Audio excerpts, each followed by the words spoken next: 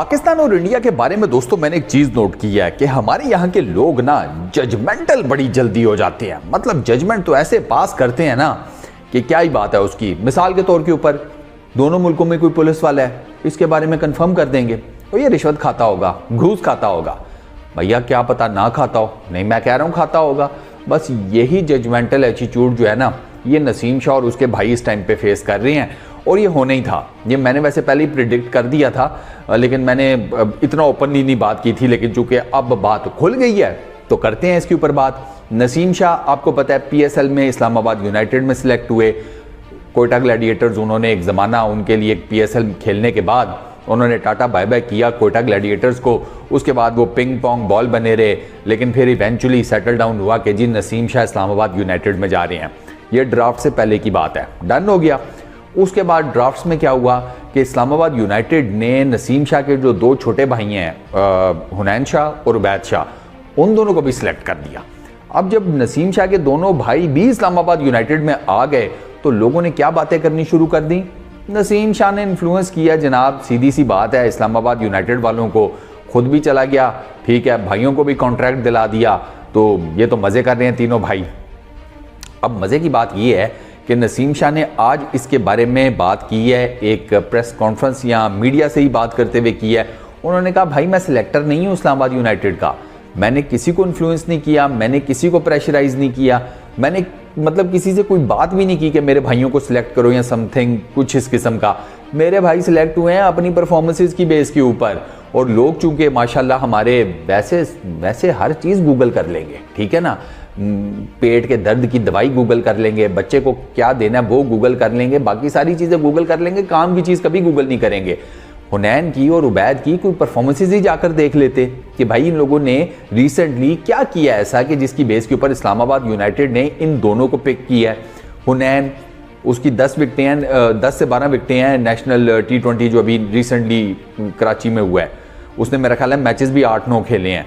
उससे पहले उसके अलावा उसकी फर्स्ट क्लास में उसके 8 मैचेस हैं, 17 विकेट्स हैं। लिस्ट ए में 8 मैचेस हैं, 12 विकेट्स हैं। T20s में 14 मैचेस हैं, 17 विकेट्स हैं उसकी।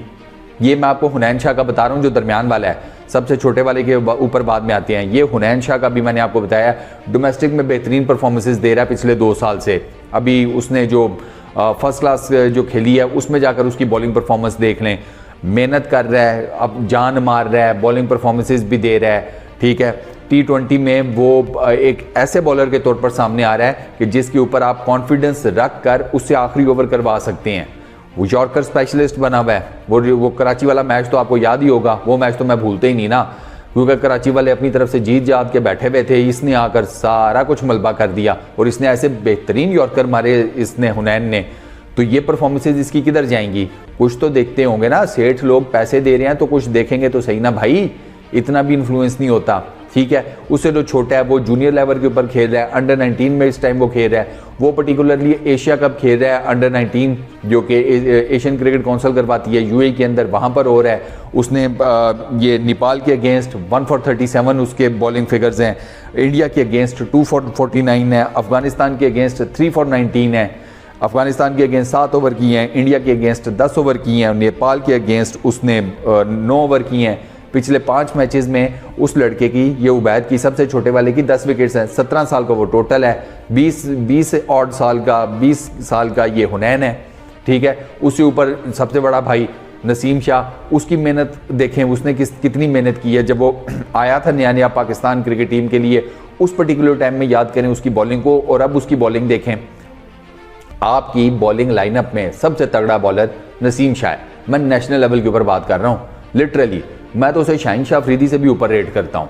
पेस है, लाइन है, लेंथ है, वो उसका प्रॉब्लम सिर्फ इतना है वो थोड़ा सा ना किस्मत का ज़रा हल्का है अभी कि उसको ना विकेट्स उस तरीके से नहीं मिलती, वरना वो एक ओवर में 3-4 विकेट टेकिंग डिलीवरीज डालने वाला बॉलर है।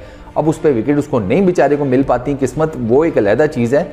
लेकिन यार उसकी ये ना कहेंगे उसने कुछ किया नहीं हुआ या समथिंग लाइक दैट, या वो बिला वजह में इन्फ्लुएंस करके ले आएगा। ये PSL की लीग है भाई साहब, लिटरली ये जो लीग्स होती है ना, इसमें ये बात याद रखिएगा कि सेठ का पैसा लगा होता है। सेठ पैसा हैवी नहीं लगाता, उसको परफॉर्मेंसेस चाहिए। अब अगर ये दोनों पर्ची हैं, बिलफर्ज उबैद और हुनैन दोनों पर्ची हैं, और इस्लामाबाद यूनाइटेड में इनको पर्ची सिस्टम के तहत ले आए हैं। आपको लगता है कि ये ज़्यादा अरसा चल पाएंगे? PSL में तो आप अभी जो कुल्हाड़े आएंगे बैटिंग में वो तो धोकर रख देंगे। हर 6 फ्रेंचाइजीज हैं, जो इनके ऑपोजिट हैं वो 5 हैं। 5 की 5 फ्रेंचाइजीज में तगड़े किस्म के बैटर्स हैं, तो भाई वो तो मार धाड़ करेंगे, तो ये कैसे बच जाएंगे? तो थोड़ा सा ज़रा ना चीज़ों को ज़रा चेक कर लिया करें, बिला वजह में जजमेंटल होने की बजाय कुछ बंदा जाके डाटा देख लेता है यार कि अच्छा सिलेक्ट हुए हैं तो कोई बेस होगी, कोई वजह होगी, समथिंग लाइक दैट। तो थोड़ा सा गूगल कर लिया करें, कोई पूछ लिया करें, या फिर मेरी ही वीडियो का वेट कर लिया करें। नॉर्मली मैं इन ऐसी चीज़ों के ऊपर वीडियोस बना देता हूं जस्ट टू मेक श्योर कि पाकिस्तान क्रिकेट फैंस को ज़रा पिक्चर क्लियर हो जाए।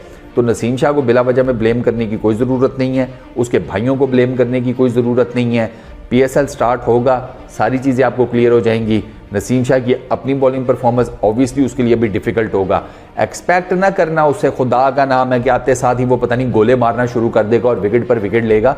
वो इंजरी से रिकवर करके आ रहा है, वो भी शोल्डर इंजरी, ठीक है ना, उस इंजरी से कि जो कैरियर्स ख़त्म कर देती हैं। तो अभी उस बेचारे को ना ज़रा आहिस्ता आहिस्ता टाइम लगेगा प्रॉपर अपने रिदम में वापस आने में, अपने जिसे कहते हैं ना फुल फॉर्म और फिटनेस को कवर करने में, 100% अपने आप को, वो जिसे कहते हैं ना अपनी बॉडी की 100% यूटिलाइजेशन सामने लाने में उसे थोड़ा सा टाइम लगेगा नसीम शाह को। तो उसको खुदा का नाम है टाइम दे देना, शुरू ना हो जाना कि इससे तो कुछ हो ही नहीं रहा, शोल्डर का ऑपरेशन हुआ, ख़त्म हो गया, रिलैक्स करो, कुछ ख़त्म नहीं हुआ, ठीक है ना। आप लोगों की वो जिसे कहते हैं कि वो जल्दबाजी जो है वो नहीं ख़त्म हो रही, तो इसकी अभी कहाँ से इतनी जल्दी यंग एज में बॉलिंग ख़त्म हो जाएगी। तो ये एक मुद्दा है। नसीम शाह और उसके भाइयों को ब्लेम करने की कतन कोई ज़रूरत नहीं है, वो कोई पर्ची सिस्टम के तहत उसके भाई नहीं आए। बस इस वीडियो में इतना ही, अपना बहुत ख्याल रखना, नेक्स्ट वीडियो में मुलाकात होगी, पीस आउट।